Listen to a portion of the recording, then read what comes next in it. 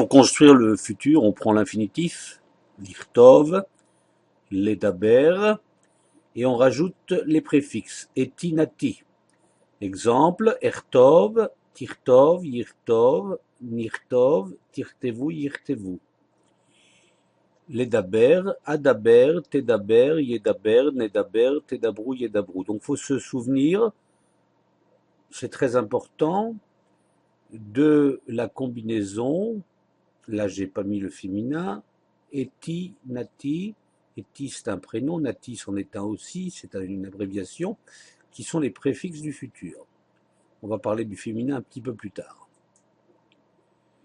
Alors, vous allez ici avoir un tableau normal de conjugaison avec l'irtov, ertov, tirtov, yirtov, anachnu nirtov, tirtevu, yirtevu, le féminin est omis ici pour l'instant, adaber, tedaber, yedaber, nedaber, tedabru, yedabru. Le verbe adlik, il file très simple, adlik, tadlik, yadlik, nadlik, tadliku, yadliku. Vous remarquez donc eti, nati systématiquement, les préfixes en rose, et kacher, tit kacher, yit kacher, nit kacher, tit kacherou, yit kacherou. Voilà un tableau de conjugaison de verbes types, de verbes qui ne posent pas de problème, qu'ils soient au paal, au piel, au ifil ou au itpael. Nous allons maintenant détailler un petit peu. Alors voyons l'exemple du verbe lagour. Lagour, qui est un infinitif classique en hébreu, même si il fait partie de la catégorie des ayin vav et ayin yud, c'est-à-dire que ce verbe retrouve le vav de l'infinitif uniquement au futur.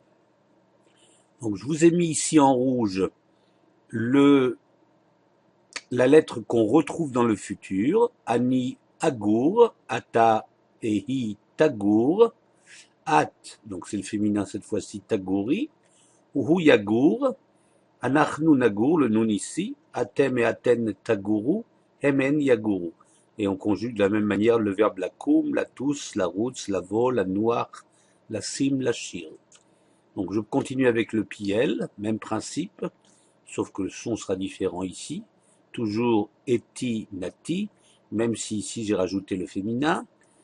Adaber, tedabri, yedaber, nedaber, tedabru, yedabru. Et on peut en conjuguer une quantité sur ce même modèle, comme les tayel, les vachel, les vakesh, les chalem.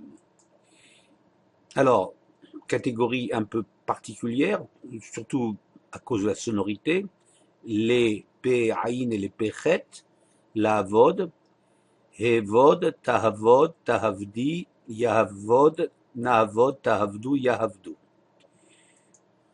Lichtov, ertov, tirtov, tirtevi, yirtov, nirtov, tirtevu, yirtevu. Donc ce qui va changer surtout, c'est la sonorité. Oifil, le verbe ressentir, les argish, argish, targish, targishi, yargish, nargish, targishu, yargishu. C'est absolument ces préfixes qu'il faut bien se mettre en tête. Les ikanes, forme nifal, ekanes, tikanes, tikansi, yikanes, nikanes, tikansu, yikansu. Alors pourquoi la présence d'un yud ici? Il vient tout simplement remplacer le nun du nifal qui a disparu au futur. Donc ce yud vient remplacer le nun, c'est pour ça qu'on met un yud de façon systématique quand on conjugue un nifal. Mais vous retrouvez de toute manière les préfixes et les suffixes du pluriel, du singulier féminin. Les hitlabesh, etlabesh, titlabesh, titlapshi, yitlabesh, nitlabesh, titlapshu, yitlapshu, la forme itpael. L'iknot, qui est un label he, ekne, tikne, tikni, yikne, nikne, tiknu, yiknu. Likro, ekra, tikra, tikrei, yikra, nikra, tikreu et yikreu. Le verbe laasot, qui fait partie des péaïn lamed he, ese, taase, taasi, yaase, naase, comme dans la fameuse phrase naase venishma, taasu, yaasu. Les chakot, le verbe attendre, achake, techake, techaki, yechake, nechake, techaku, yechaku. La shevet, attention, c'est un verbe un peu particulier, le yud disparaît ici, le yud de la racine, Yashov, Eshev, Teshev, Tishvi, Teshvi, Yeshev, Neshev, Teshvu, Yishvu. Linsoa, le nun disparaît ici. Essa, Tissa, Tis'i, Yissa, Nissa, Tis'u, Yis'u. Le yud ici remplace le nun qui a disparu effectivement. Le verbe la tête, eten, titen, titni, yiten, niten, titnu, yitnu. Le verbe la tête veut dire donner au futur. Donc c'est le futur qui pose problème.